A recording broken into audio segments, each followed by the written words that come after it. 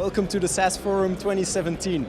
We're here with Yves Tellier from GSK, who just won an award for a great project. And I will pass on to Yves to know a little bit more, to tell us a little bit more about the project.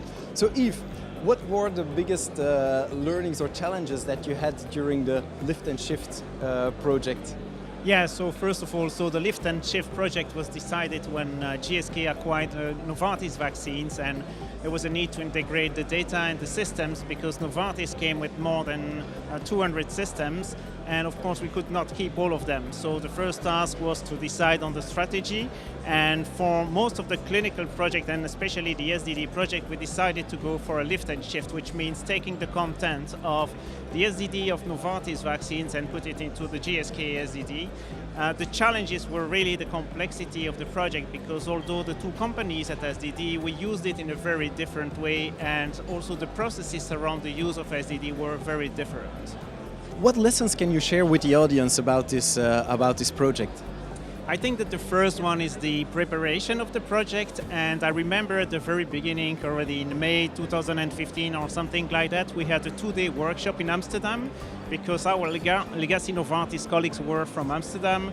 We had some people from SAS visiting us there as well, and we established a first plan with all the unknowns that you can have in such a project when you start really merging two companies together. Later on, of course, there was a need to continue the collaboration, especially the communication around the project, because there were different partners. SAS SSOD, the technical service of SAS based in Kerry, was a very important player. Our colleagues from Novartis IT and Novartis Vaccines and the team in GSK as well.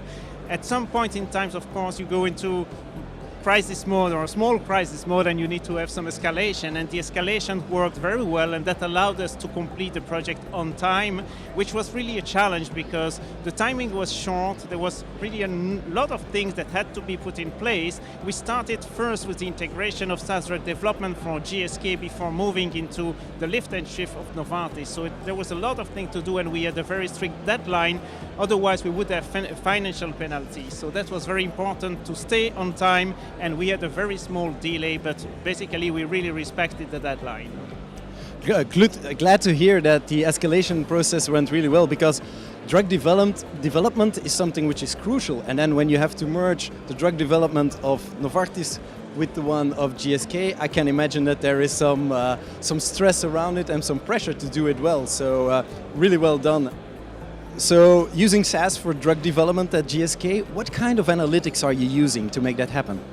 Yeah, we use it historically for drug development, but basically today the SAS products have really spread across the company, and it is used in different departments. Of course, we still use it for drug development in terms of statistical analysis of the clinical trials. That's the first usage of the system.